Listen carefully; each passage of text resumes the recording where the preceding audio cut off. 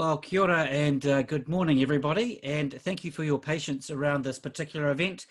We have rescheduled this to fit it in as we could, and also obviously last week we had a bit of an issue.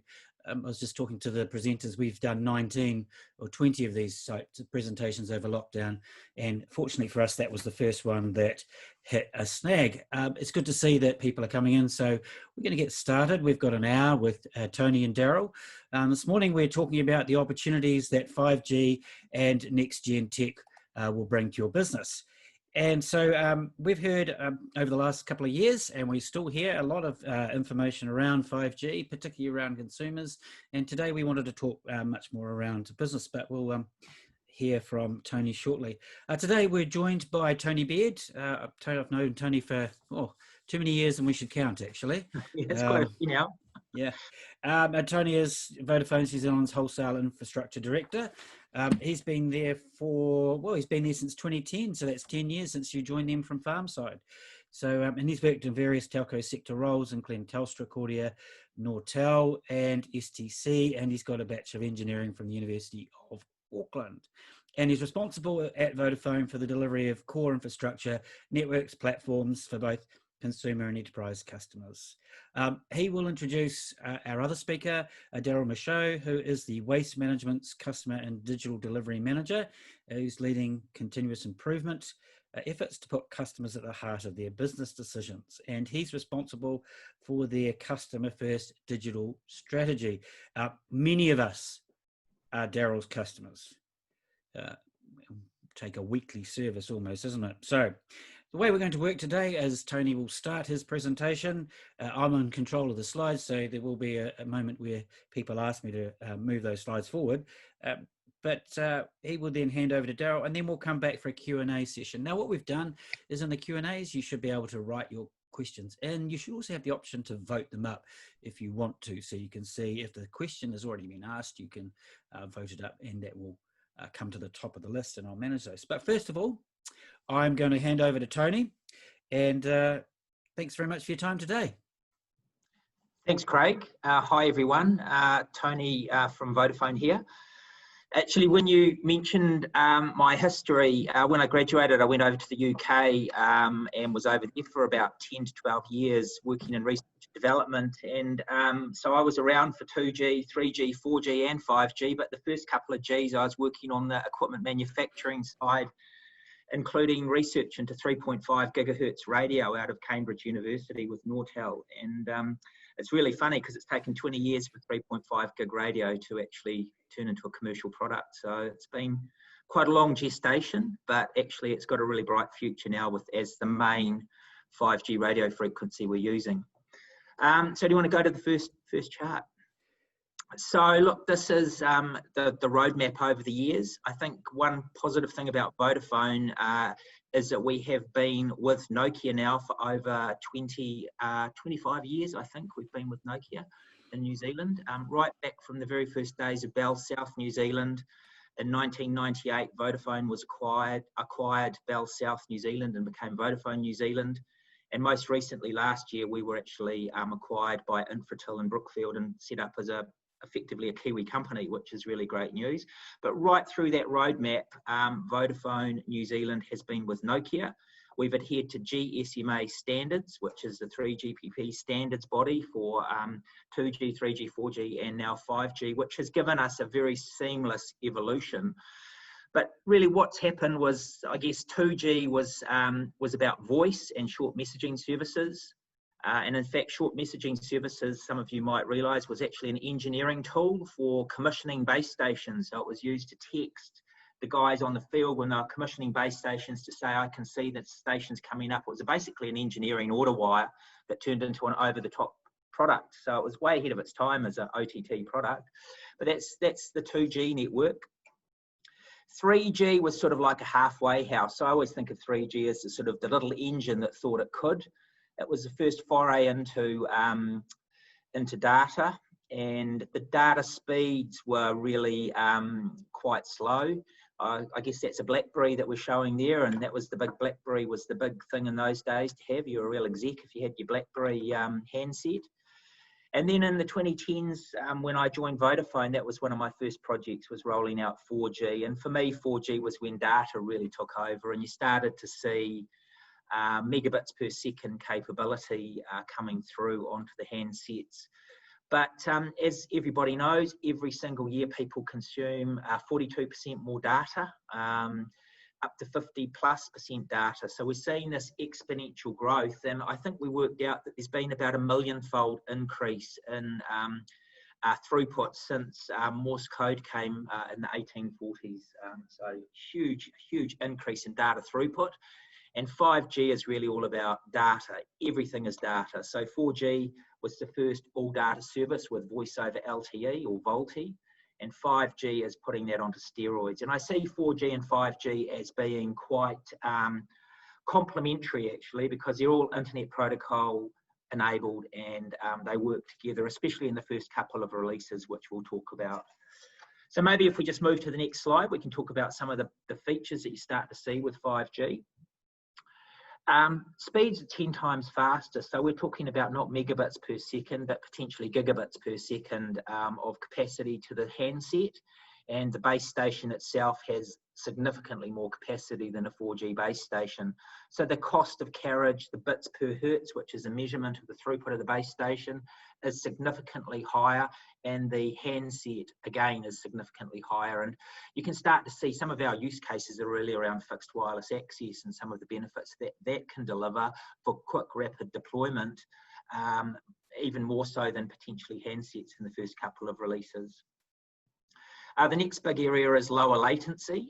Latency is the measure of delay or lag across the network, and more the applications that you're seeing with 5G as we move forward, and you'll hear later from Daryl around Internet of Things. So this is billions and billions of devices connected across the network, and they require lower latency in a lot of instances. If you're doing machine-to-machine controllers in a factory, or if you've got an automotive application, latency is really important. Some of you may remember I did the 4G trial of a racing car down at one of the racetracks, and we worked out if we got our latency incorrect, we were about 100 meters out on the track at 100 kilometers an hour. We were potentially 100 meters out just because of the delay between the phones on the front of the car and the laptops inside the car, because it went right around the network, and we were up to about 100 milliseconds latency with various delays, mainly the devices and the video itself. But latency is critical for future applications around the world. The next big area, I've already pretty much touched on that. It's about efficiency, and that's the bits per hertz. Firstly, 5G radio spectrum, especially the 3.5 gigahertz, we're getting a lot more hertz allocated. So in the 4G spectrum, we got 2 by 15 megahertz of L700 or 700 megahertz. In the case of 5G 3.5 gigahertz spectrum, we're hoping to get up to 100 megahertz of bandwidth. So you've got more raw material to play with, but the actual underlying electronics and software is also a hell of a lot more efficient. So you're starting to see an 8-fold improvement in throughput, which is really important for these other applications. And then finally, I've already talked about it, but 5G is seen as the Internet of Things. It's going to be billions of connections, not millions of connections. Everything from fridges, swimming pools, and you'll hear more from Daryl later about that. So I won't carry on about that area particularly right now. Next slide, perhaps. So with our new ownership with Untitled and Brookfield, we were really pleased that as part of that acquisition, we sold them the 5G dream, and they committed as part of the acquisition to invest in an accelerated rollout of 5G. So we were the 22nd country in the world to be signed up for 5G. And we launched that in December. We put in about 120 cell sites across Auckland, Wellington, Christchurch and Queenstown. And we have a plan over the next few years to roll up over 1,000 of those cell towers at a macro site level. And then also a number of small cells to infill, because with that higher radio frequency, 3.5 gig, you also need to have small cell spot coverage on power poles and street corners and other bits and pieces. But we're ahead. We're the 22nd country in the world, And we're very proud that New Zealand is still kicking the world as far as innovation and broadband and connectivity. I mean, Craig, it was only so many years ago that I think we're at the bottom of the OEC on broadband connectivity, and what are we now, 1 or 2? Pretty high up there, aren't we? So with UFB and with 5G, I think we've got a really great broadband service in New Zealand. If we just go to the next slide. So 5G in a technology I've already talked about is extremely exciting from a capacity, throughput, speed, latency, and all those sorts of things. But what does it actually mean for us as a country and us in the business sense? And we have been working very closely with a number of partners, of which Waste Management is one of those partners, looking at how we can come up with use cases that would actually showcase 5G and also get us ready to hopefully transform our business. And I think if there's one thing that COVID-19 has shown us is that connectivity and broadband and cloud are going to be the future of the world. There'll be a lot less travel, I think. People are much more used to video conferencing now, working from home and all these sorts of things. But the businesses to operate are going to need to have really good broadband connectivity and mobility, and 5G gives you all of those things.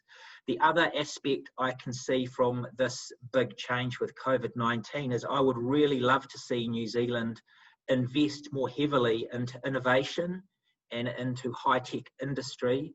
If tourism's not going to pick up in the near future, why aren't we investing more in use cases for 5G, use cases for high-tech, and turn that into an export industry? There's no reason New Zealand couldn't be the Silicon Valley of the South Pacific if we really all put our hearts into it. And I see 5G as being potentially revolutionary to help support that. So I'll quickly talk about some of the use cases we've been testing. Now, if we just move to the next slide. We recently, well, not recently, because we've all been in lockdown, but late last year, we took a group of industry and media and other interested parties up to Europe. Europe had been leading quite heavily the 5G rollout. The picture here is a group of journalists, including myself and some yellow trousers, to Milan in Italy. And Milan in Italy, it's at Vodafone Italy headquarters, and they had set up a 5G customer experience environment and 5G laboratory. And we took various individuals through that and had a number of presentations. The first big use case we saw was augmented and virtual reality, which fits quite nicely into the COVID-19 discussion earlier about teleworking and remote working. But in this particular situation, they'd worked quite closely with a couple of partners, including IBM, on what it would look like to be able to have an application on your phone that allowed you to recreate 2,000 years ago a particular situation. It was unknown to me, but Milan had as many colosseums and historic amphitheatres and temples as Rome did. And but it was all pulled down after the Second World, not pulled down, but a lot of it was destroyed during the Second World War and earlier as Milan became an industrialised centre for Italy. And so what they did was they recreated a virtual tour where you could walk around Milan and you'd come to a certain point which was geo-fenced. You'd click on that point and you would actually recreate, and you could experience what it was like 2,000 years ago in that virtual reality. It was amazing. And I could see an application in New Zealand for virtual tourism where potentially we could go to Morais or other places historically and recreate what that was like hundreds of years ago. So one application which had a sort of a virtual tourism aspect to it, but another that had a historic aspect. And then finally, I think also for businesses to interact more seamlessly. So that was one big area for us that we looked at. If you just move on to the next slide, there is not a link on this. We do have a link that we can make available to you. It's on YouTube if people are interested. But this is sort of like the next level from the 4G car that I referred to earlier. And what they did in Germany was they equipped a blind skier with a 5G headset, and then basically the video and audio interaction in the headset basically told them when they were coming up to markers on the ski field and had to turn. So you get a left or a right bleep and you knew you had to actually basically do a slalom turn. And which very successful, very good video to watch. And it was basically taking that whole latency comment I made earlier to a new level, because you don't have a lot of degrees of freedom coming down a slope when you're blind to react before you hit something. So pretty exciting proof that latency is really low on 5G, especially considering it's up a mountainside somewhere. So pretty exciting. Next chart, if that's okay. So here's an example in Germany. This is an electric vehicle manufacturer. So as you all know, Germany's been well renowned for petrol car manufacturer, high-end automotive industry. They need to really step up on electric vehicle production, and they're looking here how to compete with other lower cost markets. And they've basically come up with a 5G manufacturing plant for making these electronic vehicles. So it's an automotive plant, it's running 5G for all of the machine coordination and production side of it, logistics, supply chain, and it's effectively almost a fully automated factory for labour cost and quality control and other aspects. So, you know, I could see here you could look at Fonterra and other production facilities where you might want to automate cheese production, or some other factory scenario where this could be applied. I mean, we don't have a big car industry. I think the last car we produced was called the Trekker, which was quite a few years ago. So anyway, but I think there is a lot of other applications here: wood, pulp and paper, dairy industry. All of these areas which have a sophisticated production line could actually use 5G in that production line. Within the 5G standards, there is a thing called a network slice, and a network slice allows you to create effectively a private 5G network. And this would be an example of what you'd be doing there. And you have complete control over latency, throughput, bandwidth, and it becomes a much more efficient way of controlling. You can reconfigure your factory very quickly because it's not cabled, it's wireless. So another big area of efficiency for us. Right, if we just go to the next chart, please. So the next big area of application that we've been working on, and this sort of leads back to my earlier comment about network slice. Within GSMA, the standards body that I referred to earlier about 2G, 3G, 4G and 5G, there is, they have releases, and our first release of 5G is release 15, and that was what we launched in December. The next release of 5G is called release 16, and release 16 has some really cool features in it. One of those features allows this end-to-end network slice to be provisioned quite cleanly and elegantly. Another one of the features is the private radio aspects, and another feature is emergency press-to-talk features. So as you're probably aware today, the police, ambulance, fire have two-way press-to-talk radio systems, which is running a separate set of infrastructure, and it's really only voice capable. There's not a lot of data capability, and our emergency services today, as we've seen with earthquakes and with other events, want to very quickly create user groups of interest cross agency, so fire, police, ambulance working together in harmony. They want to have video where you can actually see what the incident is, so they can work out how and who and what to deploy where, and a number of other features that 5G will deliver. So there will be a tender coming up shortly to look at what's called next generation critical communications for the New Zealand emergency services. And we see 5G as being a huge use case for that. We're looking at how we can use, for instance, satellite communications in far-flung remote parks in New Zealand. We're looking at how Rural Broadband Part 2, the rural connectivity group of which Vodafone is a shareholder with Spark and 2 Degrees, can enhance coverage to up to 70% of the geography across New Zealand and 80% of the geography with narrowband IoT, so NB-IoT, which is one of those IoT standards I referred to earlier. And with that, we think we can get really good coverage across the country With 5G, we can provide a network slice and other facilities that enhance the police experience. And in doing so, we'll also create a new vertical industry, because once that facility is in place, you can see railways, trucking, transport, everybody who wants to have a device or a single hub point in a vehicle or some other capability, like a truck, for instance, going up the country. They'd have their hubometer, IoT device measuring the road haulage. They'd have their mobile phone for maps and other locations, and their delivery and scheduling coming through on their mobile phone. But they also have a secure two-way radio system all built into one device. So the operational costs for them will be less, and the higher capability will be provided as a single point. So we see a new vertical industry coming out of this whole next generation critical communications slice. So another big area for us, and we're partnering with the police on that, and as we will be with the tender process. So that's really important. So I'll pause there. I think I've done my sort of 20-minute dash, and I'll hand you over to Daryl, who would go through one of the applications that Waste Management, who is a partner of ours, is working through as far as IoT. So Daryl, over to you. Thanks, Tony. And hello to everybody on the call. Thank you for inviting us along to share our experience of 5G and our learning so far with the group.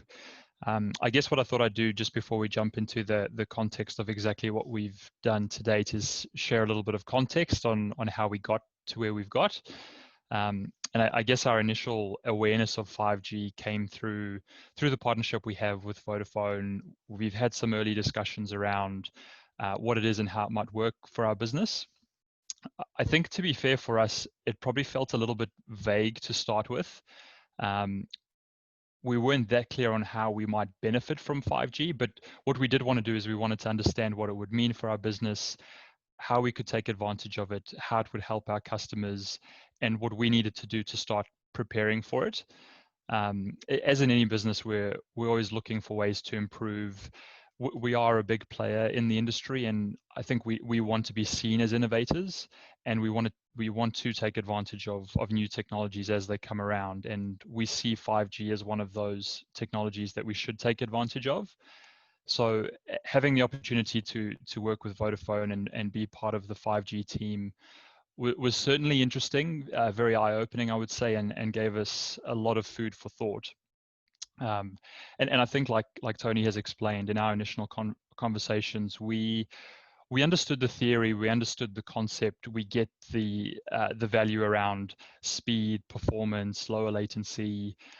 We understood it, but I don't think we necessarily could walk away with specifics from our initial discussions that gave us the clue to exactly where in our business the value could be added.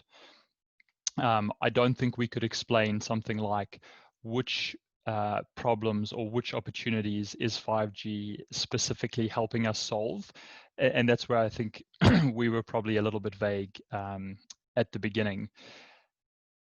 This is where I think when Tony talks about the use cases, the value of the use cases became really critical. Learning about what had been done across different industries in different places became very helpful for us to understand what 5G could offer. And I guess the approach that we've taken to this isn't a typical approach, in that it sometimes felt like there was the solution in 5G without a particular problem, which in everything that we do in the business today is almost a bit backwards. We were very lucky in that we got the chance to go along with Vodafone to visit Europe, to Italy and Germany to see what was happening over there.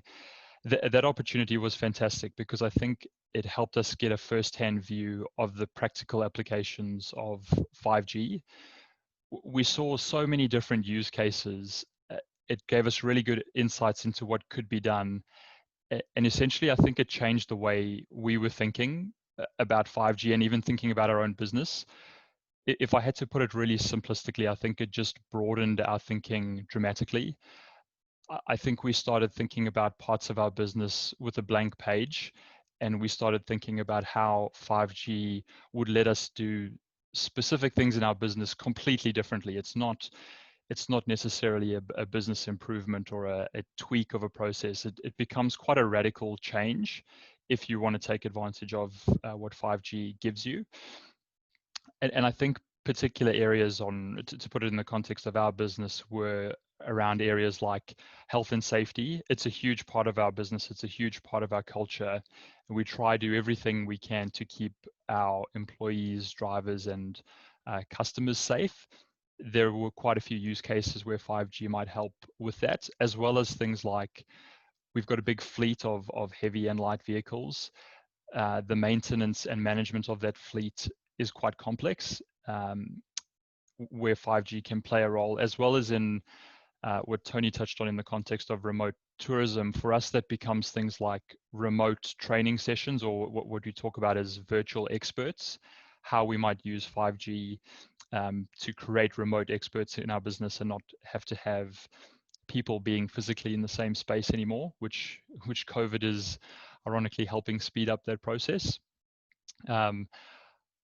I think the interesting thing for us in Europe, what we saw, it was just the range of the use cases. And I wrote a couple down that really have stuck with me over the last few months. And one was, I think it was Vodafone in Germany, where we saw the concept of people being in a football stadium watching a football game live, but they still watched the game on their phone through some augmented reality, because their customers wanted to get real-time stats of how fast players were running, how many calories they were burning, all those kind of different statistics that you might get at home. So what they had done really well was they had connected a real experience and a virtual experience, and it's almost an untouched market. And if we think now with what COVID has created, the ability to go watch a live sporting event might be compromised in a lot of places for a long time.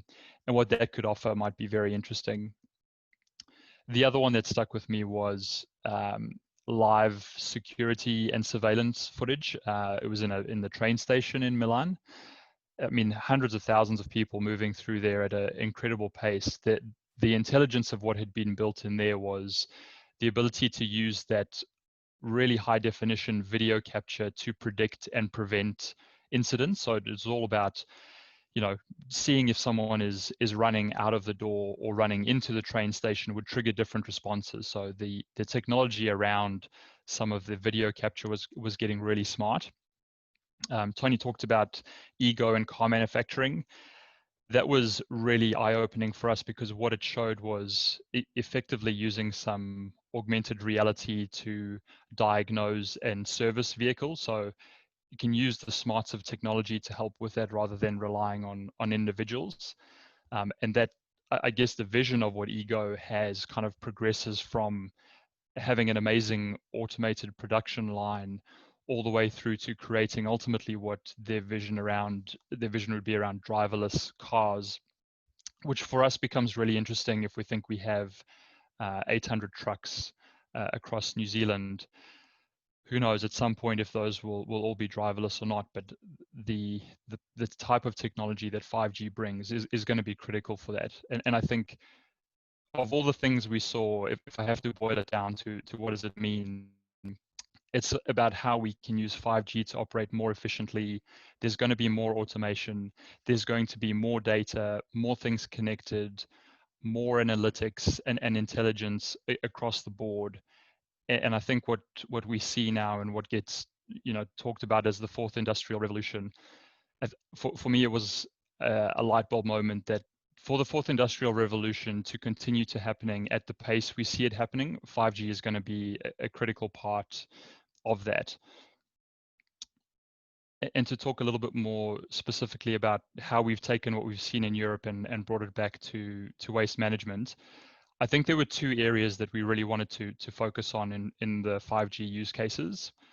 One of them was around virtual reality and augmented reality. So we've got a large fleet of trucks. A large percentage of our workforce is drivers. And we wanted to explore how we might use those technologies to speed up existing processes, capture better information, maybe create a better experience for our internal teams. And also in the context of virtual reality, we had quite a few use cases around health and safety where we talked about having virtual training experiences, like even simplistic things like imagine doing a fire drill.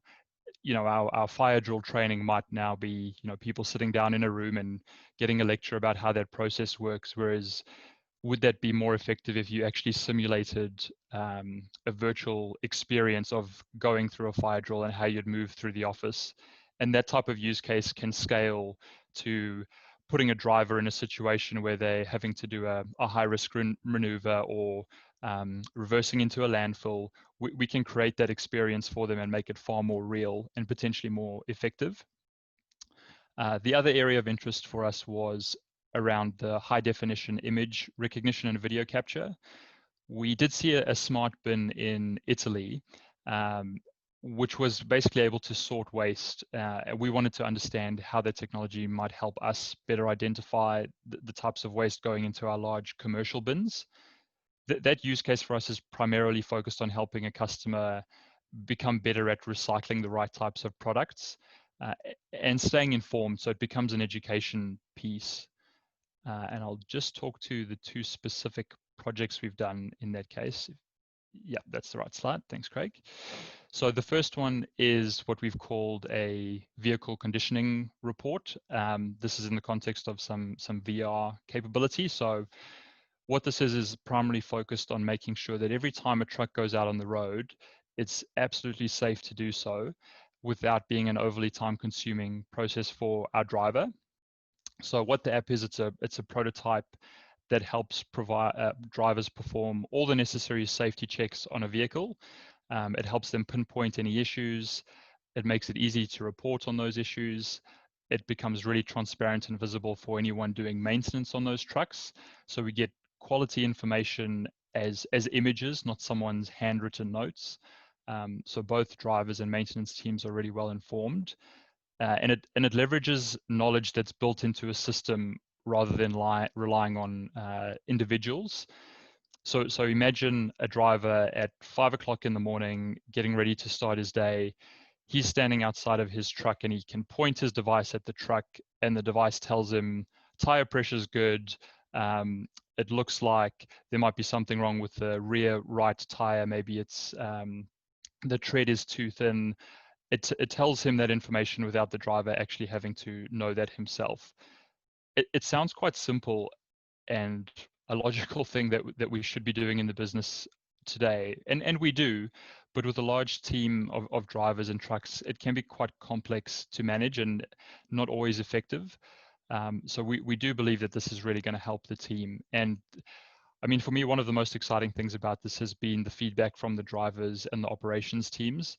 They're so excited and overwhelmingly positive about this that I think what it actually delivers is it's changing an existing process that's probably, I think they'd describe as a painful tick in the box exercise to something that's really engaging and highly effective. If you want to move to the next slide, please. The second project that we're doing is our version of a smart bin prototype.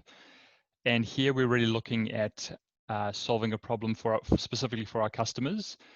We're able to leverage 5G and some AI to monitor the contents of what's going into a bin, mostly in the context of making sure it can be recycled. But in doing so, we're trying to kill two birds with one stone because we're getting two really useful pieces of information. One is we're using image recognition to tell us whether the bin is full or not. There are other technologies that can help you do that. There's sonar and there's laser, and we've played with some of those devices.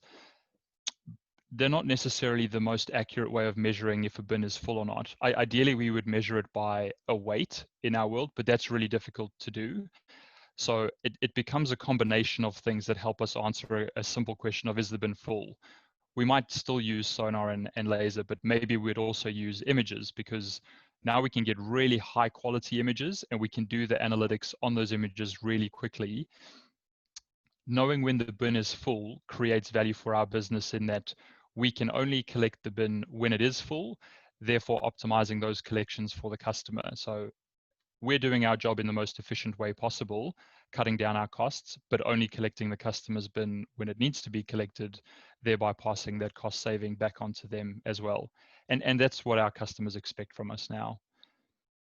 The second thing that we're able to do with that image recognition is now we can start actually pinpointing what is going into the bin. So imagine out the back of a retail store, they've usually got two types of bins. One might be for plastic and one might be for cardboard, so that that material can get recycled.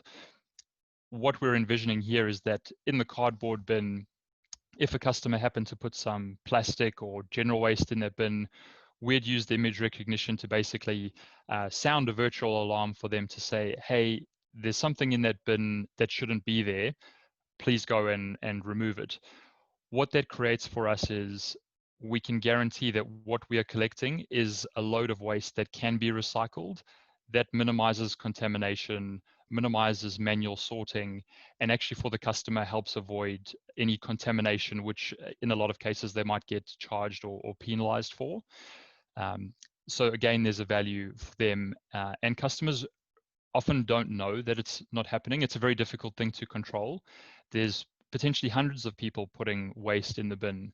It's not someone's job to monitor that it's the right waste or not. So we are looking to take advantage of technology to solve that problem for the customers. I think this piece of work is very much in a proof of concept phase. Our customers are really excited about it. 5G is helping us do it quickly, and this being almost real time is really important, so the bin doesn't get full with other waste and there's a piece of plastic at the bottom of the bin. So that speed of communication back to our customers is critical. And it ultimately, what we're doing now is, in the world of IoT, we're now connecting the bin in the world of connected data, but it's not only, I know where the bin is, I know how full it is, and I know exactly what's going in the bin. There's all sorts of efficiencies that we can drive by having that type of information available. That probably covers it from me in terms of the two use cases in our journey so far. It's a really exciting time, and I think there's a lot that 5G can offer. So I guess we look forward to what we're going to see in our world, and also what other industries and businesses are going to develop, and look forward to sharing more of those use cases so we can learn from one another. And yeah, thank you again for the opportunity to share that, and I'll probably pass back over to you now, Craig. Kia ora. Thank you, Daryl. It's great to hear those use cases, because like many of us, we've been sitting and waiting to hear how the technology is often ahead of the curve, and it's been great to hear some of the cases that have been involved. I would just make a comment. Tony's presentation talked about the work they're doing with the police. We've actually really fortunate. We've got the head of the project from New Zealand Police speaking at the Rural Connectivity Symposium in September, actually, to give us an update on emergency services. And obviously it's a nationwide project, but certainly in rural New Zealand, there's real interest in that. But we've got some questions and I'm keen to get into them. So Tony, I'm going to ask you the first one, which is around our experience in COVID-19. Has the impact of COVID-19 changed any thinking in Vodafone around the rollout of 5G? It's not just the capital requirement, but also the application of the network and what it can do to aid the country's economic recovery. Yeah, so look, during COVID-19, we, like a lot of companies, had a pause on physical infrastructure build. It was hard to get to sites. There was supply chain issues with delivery and other things. So we have had a rephasing of the project physically as far as the rollout. Although I do expect that to ramp up again towards the end of this calendar year as things speed up. Also, there was some temporary spectrum options that needed to be sorted out and a few other bits and pieces. So I think once all that's behind us, the physical rollout will continue quite rapidly. The first application for Vodafone has always been sounds quite a boring one really, but it's fixed wireless access. So that's actually getting broadband into people's homes faster potentially than waiting for a cable to be laid. And we still think that has got a lot of merit to it, especially now with a lot more people working from home and a lot more people potentially moving locations when they work. So they might be at work some days, working from home others. We're seeing a lot of traffic patterns changing across the network. We saw broadband data up over 60% during lockdown. We saw a lot more use of video and other things. So definitely, I think high resolution video is here to stay, and it's taken ages for video conferencing to be the norm, and I think it's going to be the norm from here on in. So access to high capacity video, and I think beyond that, the use cases start to flow for businesses and enterprises, and we've been talking to a number of companies about how they might automate and have a much more integrated work from home environment using mobility and using 4G, 5G technologies. Just taking up, there's another question here that came up from your presentation. You're talking about, New Zealand could be the Silicon Valley of the South Pacific. Not quite sure I want to be the Silicon Valley, but would be our own thing. But what particular areas do you think that new startup companies should or could focus on to use that 5G network? Yeah, I think a number of companies have started to do international trading using the internet. And I see us potentially, obviously, do a lot more international trade using the capabilities that we're putting in place, both on a fixed and mobile broadband platform. From an industry perspective, what can we build and use using 4G, 5G and broadband technologies? I've always been a great pundit of rural productivity. I think we could lead the world. You've got companies like Gallagher and others who already build leading class agricultural products, but if we could take that to the next level, which is, electronic use and 5G use for irrigation controllers, the list just goes on and on, pasture to plate measurement, I think we could lead that. We've got an image globally of being a rural producer. We know that we want to have a clean, green environment. We could sell all of that online and make use of this broadband technology to have an industry around that as far as high-tech value add. I think that's where we could actually get on a world stage quite quickly. But there are other examples which would fit. I think New Zealand being a small country with one jurisdiction, we don't have a bicameral house. With the right legislation, we could very quickly use this type of technology for connected health. So you're out in a rural setting, you have an incident, electronically it's tracked, and the right emergency services dispatched, your medical records available on the spot, you've got video capability that could be enhanced. I think we could do a really good health situation with 5G, end to end, right through to the hospital and service side of it. COVID's also obviously do we create an app that allows you to track, illnesses and locations? That's a whole pile of policy things that need to be worked through there. So, we've got a small country, diverse population, geographically spread out, very Western culture in a lot of respect. I think we could be a great use case for a number of applications and then export those internationally. It's very exciting if we can pull all that together.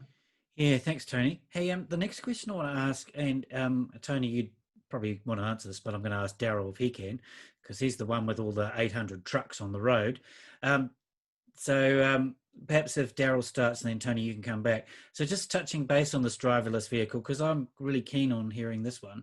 5G won't necessarily be available everywhere. So how does driverless vehicles function when there's no 5G signal available in a particular region, since these vehicles are going to rely on low latency? Surely you've done some thinking around this, Daryl?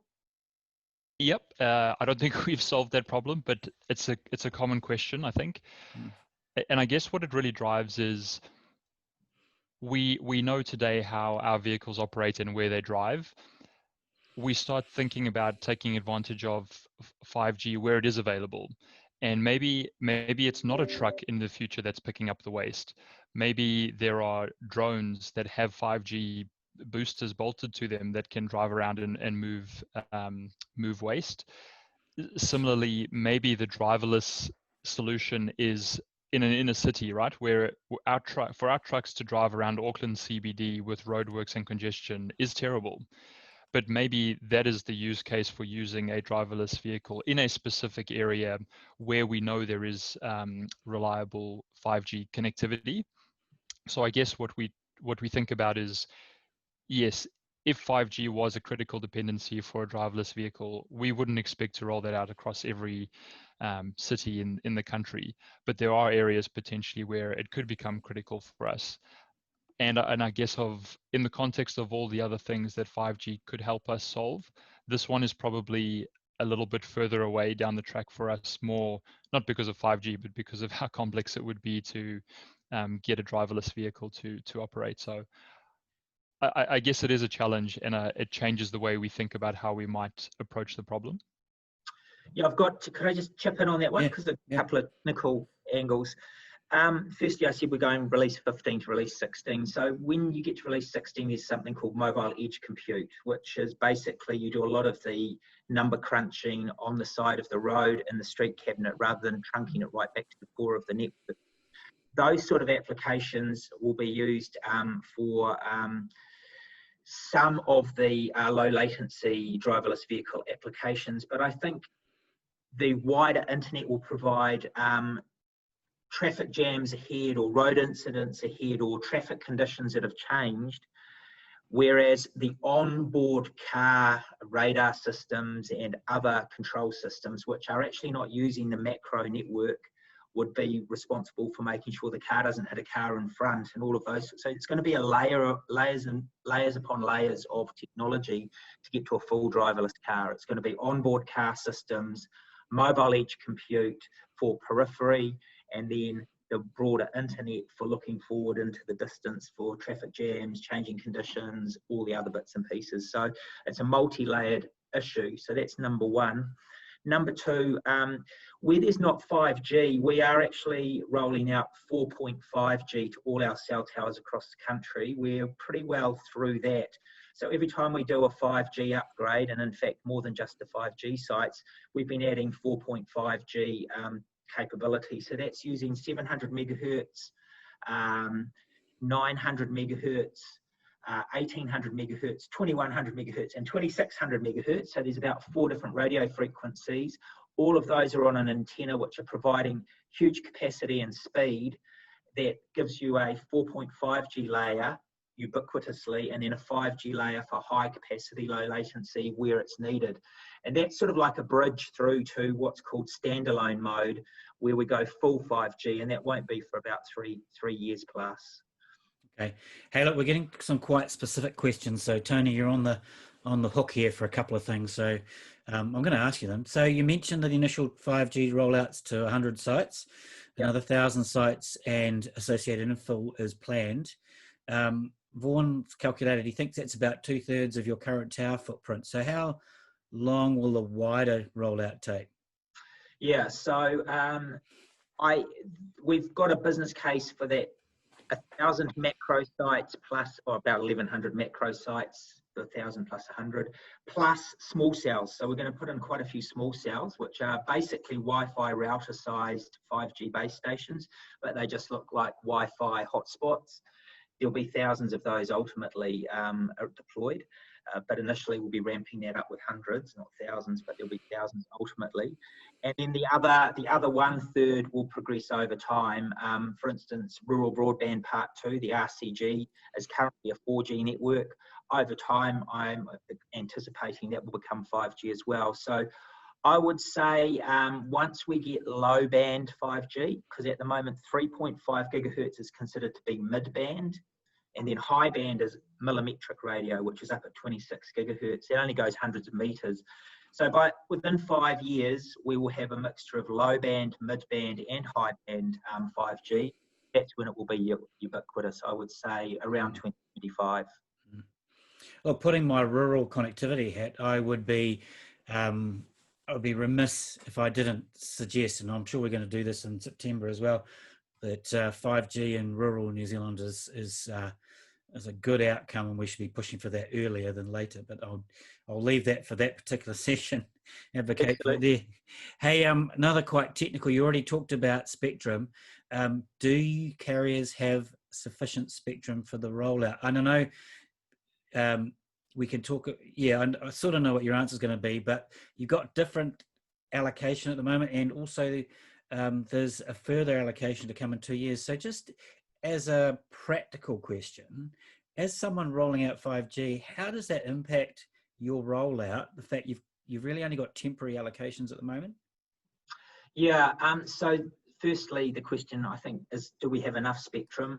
My answer to that is we never have enough spectrum. The more spectrum we have and the diversity of spectrum we have, it means we don't need to build as many base stations, because the other alternative is you put more infill base stations to cover the gaps. So low band goes long distance and into buildings, and high band has high capacity because it tends to be higher bandwidth. So you need a blend of the two, and that means you get the optimal mix for your cell site grid pattern, and that's how many cell sites you actually build across the country. So you get benefits of having a good blend of spectrum. We always need more because people want to have higher bandwidth and better performance on their devices. So it's a blend of how many cell towers you build and what spectrum you have. We have, in the temporary auctions, as you've rightly pointed out, there's 60 megahertz. Ideally, we would like more like 100 megahertz, I think, for 3.5 gigahertz. We would also like to reharvest at some point our 4G and 3G spectrum for 5G, and that would be the lower bandwidths, ultimately 600 megahertz, but we've already got 700 megahertz. And then again, ultimately, millimetric radio up at 26 gigahertz. You probably get 500 megahertz of bandwidth at 26 gigahertz, which gives you huge capacity for speed. And that's where you'd start to see a total fibre experience using 5G technology. Okay, I'm going to come back to that one, but I just had a really good question coming in, and I'll read it out because I like the way Kamal has put it. A lot of Gs are being added to existing towers. How is Vodafone going to manage or save the electric power? Have you got any green solutions you're implementing? Yeah, absolutely. It's a really good question. So yeah, the typical cell tower today uses around 3+ kilowatts of power. We're seeing with 5G, because it uses active antennas, that's gone up. And in fact, electricity prices in New Zealand have gone up as well. Hopefully TY Point will address that. We'll see. You know, we get a significant power bill each year. And so we're putting in a number of things to address that. Firstly, we're putting in heat exchangers rather than air conditioning units. So we're starting to use passive air conditioning. 5G can run at higher temperatures inside the cabinet, so we're going to start using natural air cooling and heat exchangers rather than air conditioners in cabinets. So you won't hear the hum as you walk down the street from the fans running. So that's one area. Number two, after midnight, there's about 80% of the capacity that's not being used on a mobile network. You know, it depends on the day of the week, of course, but after midnight through to about 5 a.m, there's a lot of traffic that drops away. So there's new features in 5G to do traffic management where we can turn carriers and capacity down so that you're consuming less power. Ideally, in rural, for instance, on roads, we're talking about, you know, roads where there's no traffic, you go into an idle mode and effectively shut down and maybe use solar power and batteries, and because the cell tower is not actually radiating 100% of the time, it shuts down, it sees a car coming down the road with trying to attach to the cell site, and it wakes up and consumes battery power. So you move to solar power. So there's a number of features and things we're doing to look at electricity consumption and green technologies. It's a really good question, one I'm really keen to work on too, by the way. Okay, look, we're just about out of time. So I'm just going to ask you one more question, Tony. It's a bit of a loaded question, so I want you to sort of, you won't be able to. I was going to say, take your Vodafone hat off and your mobile centricity off for a moment. Okay, cool. Yeah, so the question is, and it's come from Anonymous, what's the best technology for in-home broadband from consumers, fibre or fixed wireless? And then, just following on, when will 5G fixed wireless services be launched on the Vodafone network? Right, okay, good questions. Is this an interview question for one of the fixed broadband providers? I don't know, it could be. Actually, look, fibre and 5G, 4G, 5G are absolutely complementary technologies, and I support both of them 100%. Okay, so there is no what is best. It is what is best for a particular use case would be my answer. I know that sounds very political, but I'm being absolutely honest. Every single 5G base station that we have built needs 10 gigabits per second plus of backhaul fibre capacity, potentially up to 100 gigabits per second over time.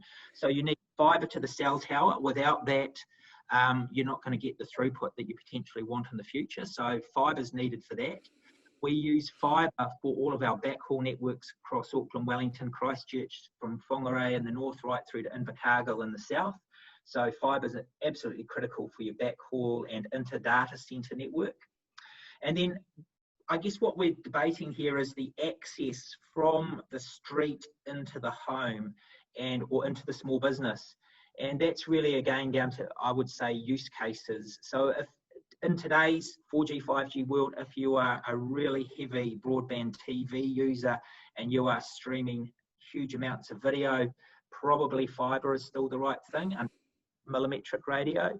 If you're a small business and you have a remote workforce and you're basically, let's say you're an electrician or a plumber and you've got your small office space and then you've got people out on the move, I would say a mobility solution and a 5G fixed wireless access solution would be absolutely perfect.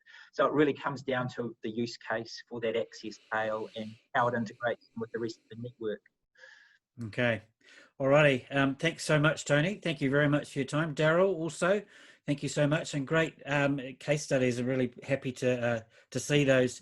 And thank you everyone for joining us today. We're recording the session. We'll be putting this up on our YouTube channel and talking about it to members again. Is there any last comments you want to say, Tony, before we sign off?